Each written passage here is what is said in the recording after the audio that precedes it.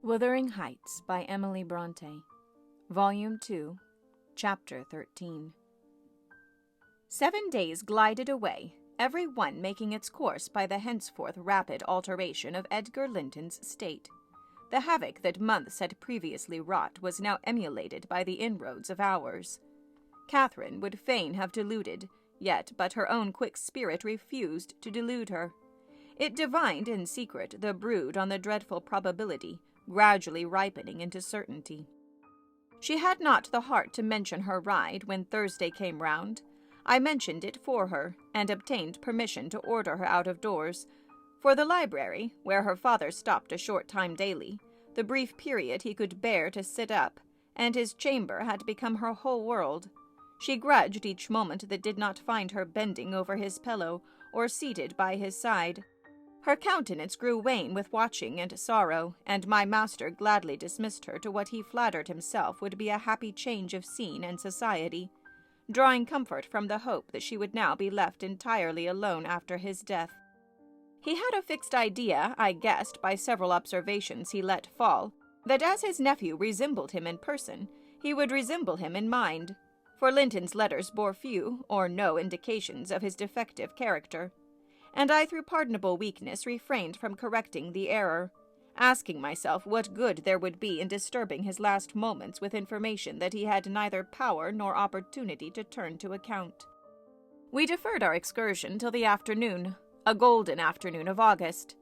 Every breath from the hills so full of life that it seemed whoever respired it, though dying, might revive. Catherine's face was just like the landscape, shadows and sunshine flitting over it in rapid succession. But the shadows rested longer and the sunshine was more transient, and her poor little heart reproached itself for even that passing forgetfulness of its cares. We discerned Linton watching at the same spot he had selected before. My young mistress alighted and told me that she was resolved to stay a very little while. I had better hold the pony and remain on horseback. But I dissented. I wouldn't risk losing sight of the charge committed to me a minute, so we climbed the slope of heath together. Master Heathcliff received us with greater animation on this occasion. Not the animation of high spirits, though, nor yet of joy. It looked more like fear. "It is late," he said, speaking short and with difficulty. "Is not your father very ill? I thought you wouldn't come." "Why won't you be candid?" cried Catherine, swallowing her greeting. "Why cannot you say at once you don't want me? It is strange, Linton, that for the second time you have brought me here on purpose, apparently to distress us both, and for no reason besides." Linton shivered and glanced at her, half supplicating, half ashamed, but his cousin's patience was not sufficient to endure this enigmatical behavior. "My father is very ill," she said. "And why am I called from his bedside? Why didn't you send to absolve me from my promise when you wished I wouldn't keep it? Come, I desire an explanation. Playing and trifling are completely banished out of my mind, and I can't dance attendance on your affectations now." "My affectations?" he murmured.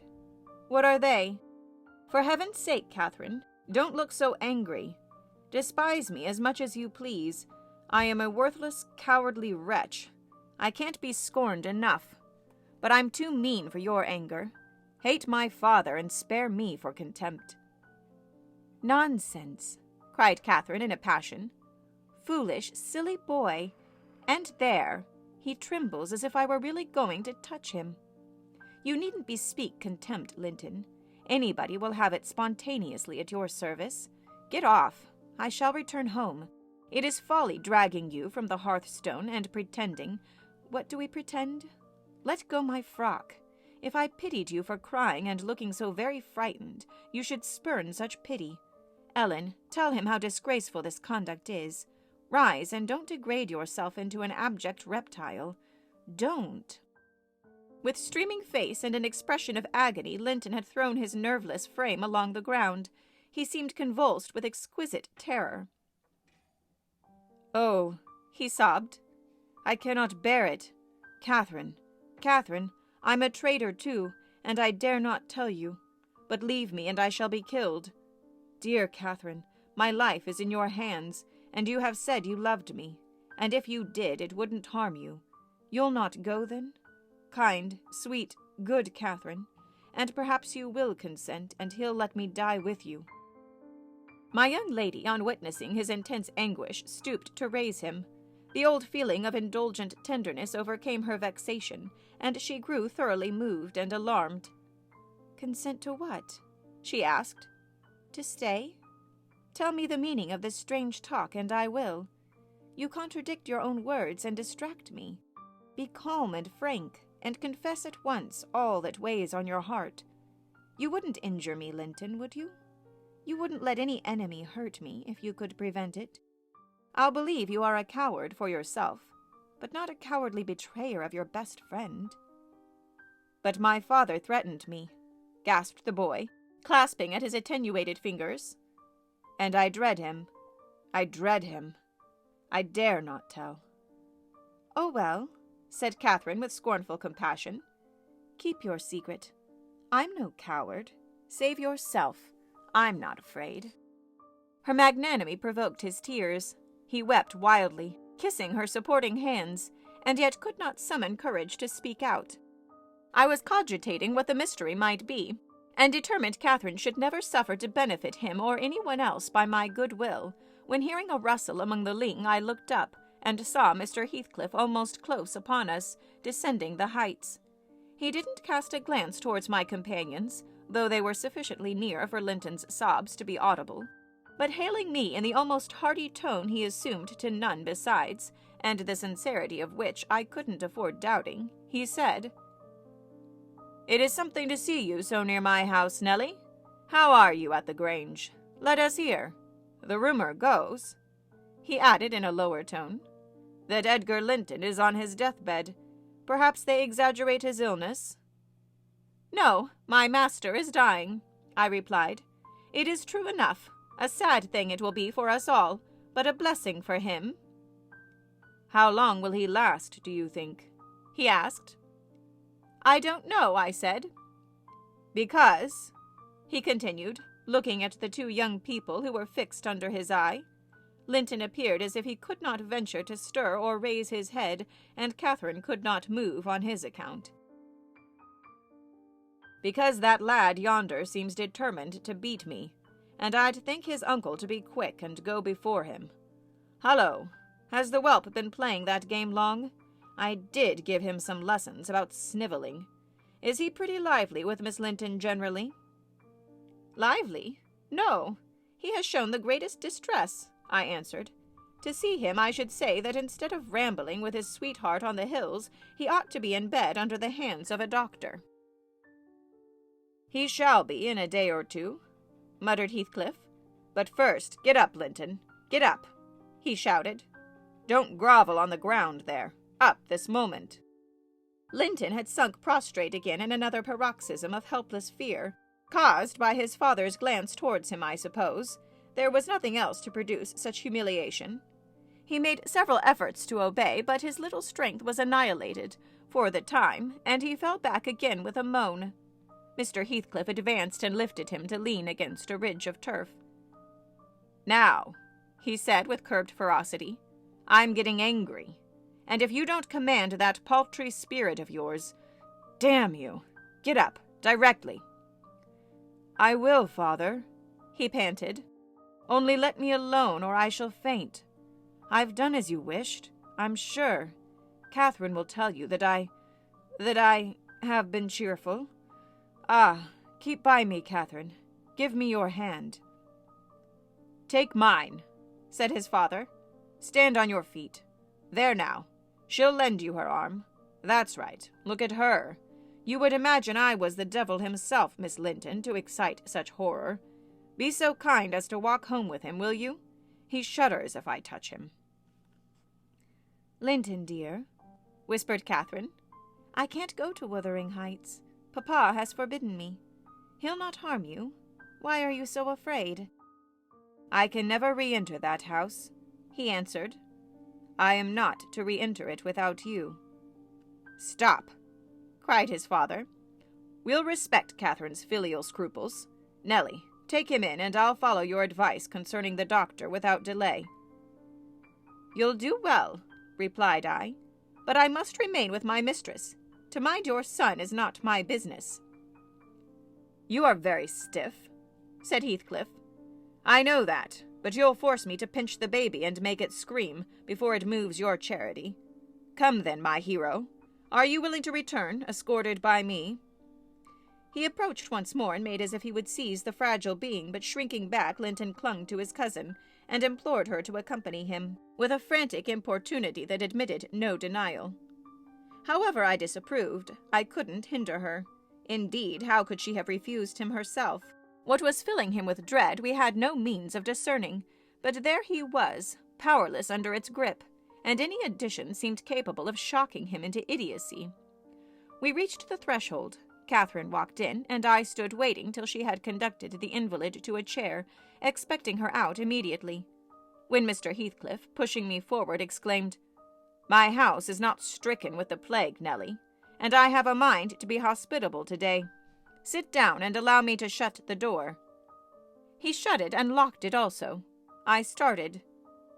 "You shall have tea before you go home," he added. "I am by myself. Hareton is gone with some cattle to the Leas, and Zillah and Joseph are off on a journey of pleasure. And though I'm used to being alone, I'd rather have some interesting company if I can get it. Miss Linton, take your seat by him. I give you what I have. The present is hardly worth accepting, but I have nothing else to offer. It is Linton, I mean. How she does stare! It's odd what a savage feeling I have to anything that seems afraid of me. Had I been born where laws are less strict and tastes less dainty, I should treat myself to a slow vivisection of those two as an evening's amusement." He drew in his breath, struck the table, and swore to himself. "By hell, I hate them." "I'm not afraid of you," exclaimed Catherine, who could not hear the latter part of his speech. She stepped close up, her black eyes flashing with passion and resolution. "Give me that key. I will have it," she said. "I wouldn't eat or drink here if I were starving." Heathcliff had the key in his hand that remained on the table. He looked up, seized with a sort of surprise at her boldness, or possibly reminded by her voice and glance of the person from whom she inherited it. She snatched at the instrument, and half succeeded in getting it out of his loosened fingers, but her action recalled him to the present. He recovered it speedily. "Now, Catherine Linton," he said, "stand off, or I shall knock you down, and that will make Mrs. Dean mad." Regardless of this warning, she captured his closed hand and its contents again. "We will go," she repeated, exerting her utmost efforts to cause the iron muscles to relax, and finding that her nails made no impression, she applied her teeth pretty sharply. Heathcliff glanced at me a glance that kept me from interfering a moment. Catherine was too intent on his fingers to notice his face. He opened them suddenly and resigned the object of dispute. But ere she had well secured it, he seized her with the liberated hand, and pulling her onto his knee, administered, with the other, a shower of terrific slaps on both sides of the head, each sufficient to have fulfilled his threat, had she been able to fall. At this diabolical violence I rushed on him furiously. "You villain!" I began to cry. "You villain!" A touch on the chest silenced me. I am stout and soon put out of breath, and what with that and the rage, I staggered dizzily back and felt ready to suffocate, or to burst a blood vessel. The scene was over in 2 minutes. Catherine, released, put her 2 hands to her temples, and looked just as if she were not sure whether her ears were on or off. She trembled like a reed, poor thing, and leant against the table perfectly bewildered. "I know how to chastise children, you see," said the scoundrel grimly, as he stooped to repossess himself of the key, which had dropped to the floor. "Go to Linton now, as I told you, and cry at your ease. I shall be your father tomorrow. All the father you'll have in a few days, and you shall have plenty of that. You can bear plenty. You're no weakling. You shall have a daily taste if I catch such a devil of a temper in your eyes again." Cathy ran to me instead of Linton, and knelt down and put her burning cheek on my lap, weeping aloud. Her cousin had shrunk into a corner of the settle as quiet as a mouse, congratulating himself, I dare say, that the correction had lighted on another than him. Mr. Heathcliff, perceiving us all confounded, rose and expeditiously made the tea himself. The cups and saucers were laid ready. He poured it out and handed me a cup. "Wash away your spleen," he said, "and help your own naughty pet and mine. It is not poisoned, though I prepared it. I am going out to seek your horses." Our first thought on his departure was to force an exit somewhere. We tried the kitchen door, but that was fastened outside. We looked at the windows. They were too narrow for even Cathy's little figure.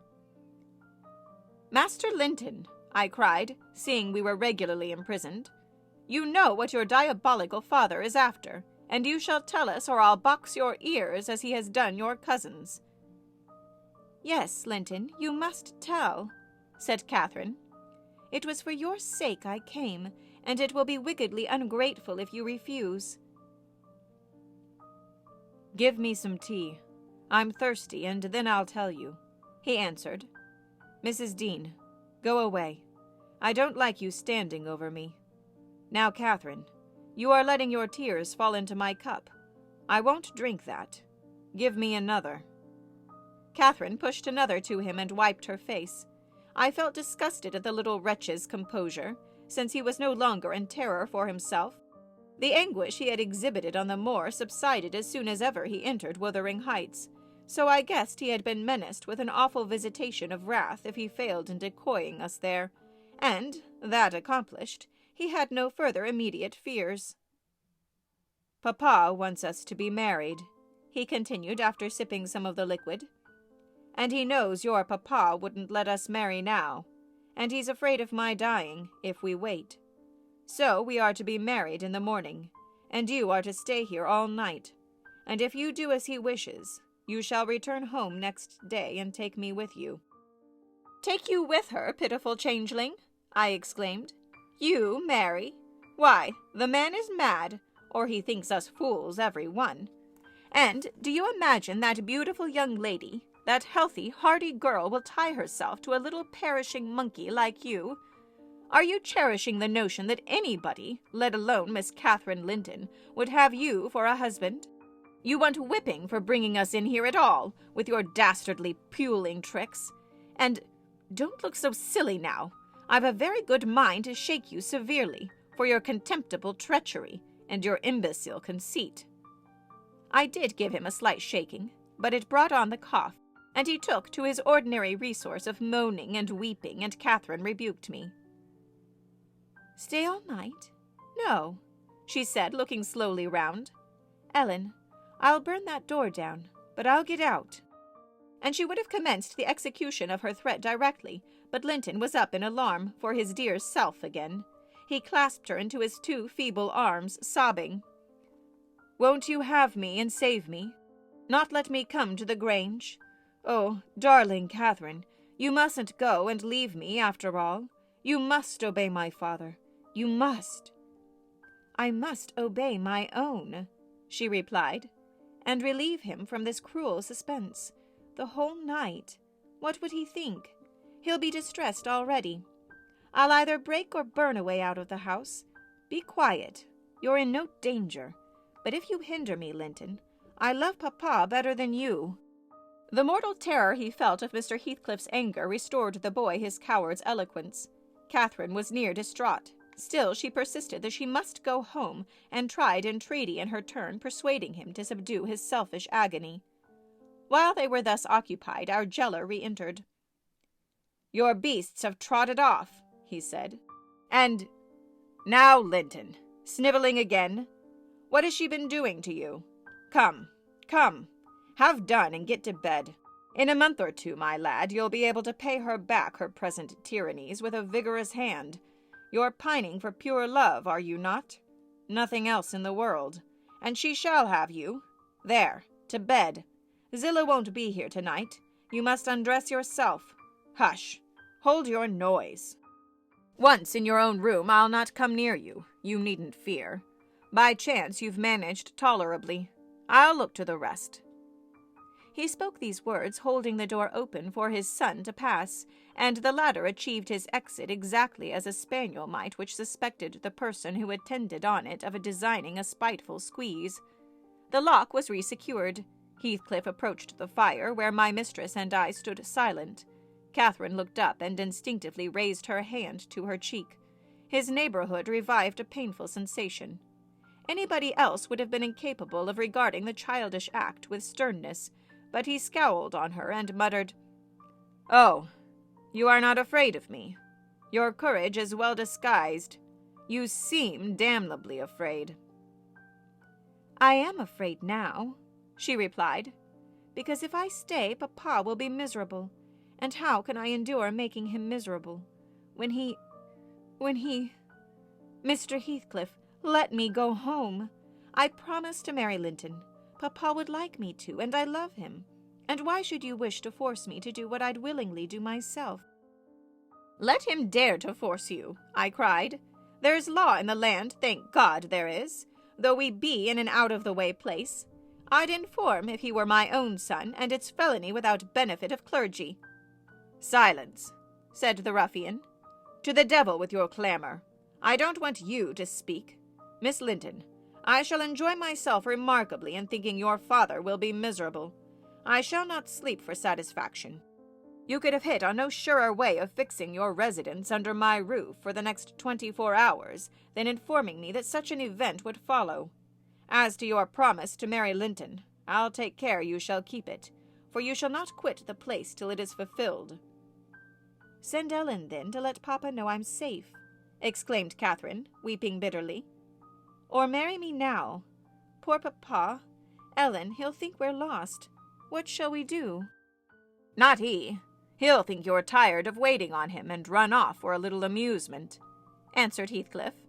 "You cannot deny that you entered my house of your own accord, in contempt of his injunctions to the contrary, and it is quite natural that you should desire amusement at your age, and that you should weary of nursing a sick man, and that man only your father.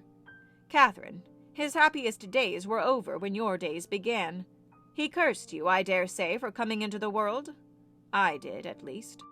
And it would just do if he cursed you as he went out of it. I'd join him. I don't love you. How should I? Weep away.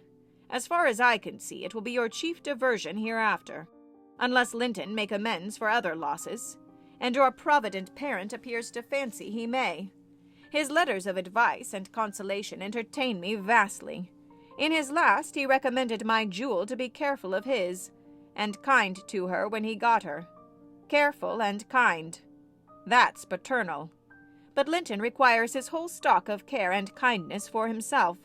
Linton can play the little tyrant well.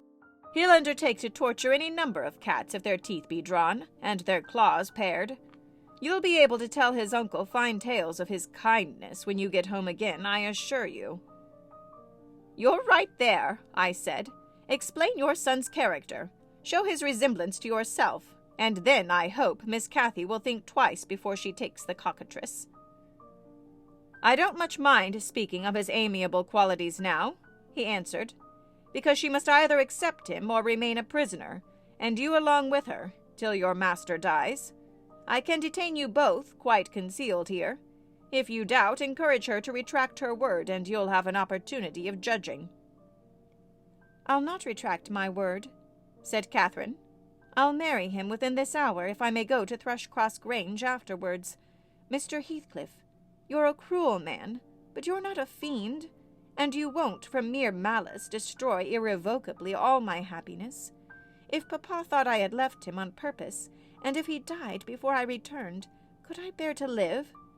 I'd give over crying, but I'm going to kneel here at your knee, and I'll not get up, and I'll not take my eyes from your face till you look back at me.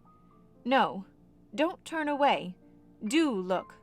You'll see nothing to provoke you. I don't hate you. I'm not angry that you struck me. Have you never loved anybody in all your life, Uncle? Never? Ah, you must look once.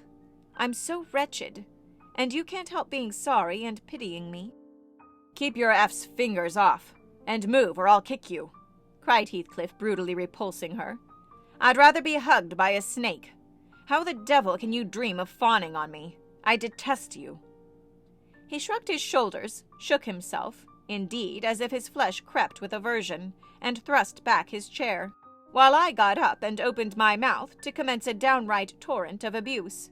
But I was rendered dumb in the middle of the first sentence by a threat that I should be shown into a room by myself the very next syllable I uttered. It was growing dark. We heard a sound of voices at the garden gate. Our host hurried out instantly. He had his wits about him. We had not. There was a talk of 2 or 3 minutes, and he returned alone.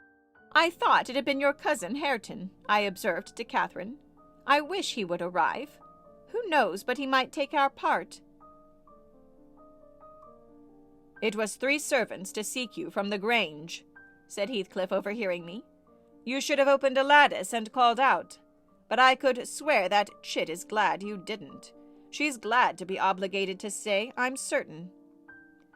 At learning the chance we had missed, we both gave vent to our grief without control, and he allowed us to wail on till 9 o'clock, then bid us go upstairs through the kitchen to Zilla's chamber, and I whispered my companion to obey. Perhaps we might contrive to get through the window there, or into a garret and out by its skylight. The window, however, was narrow like those below, and the garret trap was safe from our attempts, for we were fastened in as before. We, neither of us, lay down. Catherine took her station by the lattice and watched anxiously for morning, a deep sigh being the only answer I could obtain to my frequent entreaties that she would try to rest. I seated myself in a chair and rocked to and fro, passing harsh judgment on my many derelictions of duty, from which it struck me then all the misfortunes of all my employers sprang. It was not the case in reality, I am aware, but it was in my imagination that dismal night, and I thought Heathcliff himself less guilty than I. At 7 o'clock he came and inquired if Miss Linton had risen. She ran to the door immediately and answered, "Yes." "Here, then," he said, opening it and pulling her out. I rose to follow, but he turned the lock again. I demanded my release. "Be patient," he replied. "I'll send up your breakfast in a while." I thumped on the panels and rattled the latch angrily, and Catherine asked why I was still shut up. He answered I must try to endure it another hour, and they went away. I endured it 2 or 3 hours. At length I heard a footstep, not Heathcliff's. "I've brought you something to eat," said a voice. "Open the door." Complying eagerly, I beheld Hareton, laden with food enough to last me all day. "Take it," he added, thrusting the tray into my hand. "Stay 1 minute," I began. "Nay," cried he, and retired, regardless of any prayers I could pour forth to detain him. And there I remained enclosed the whole day, and the whole of the next night, and another, and another. 5 nights and 4 days I remained altogether, seeing nobody but Hareton, once every morning, and he was a model of a jailer, surly and dumb and deaf to every attempt at moving his sense of justice or compassion.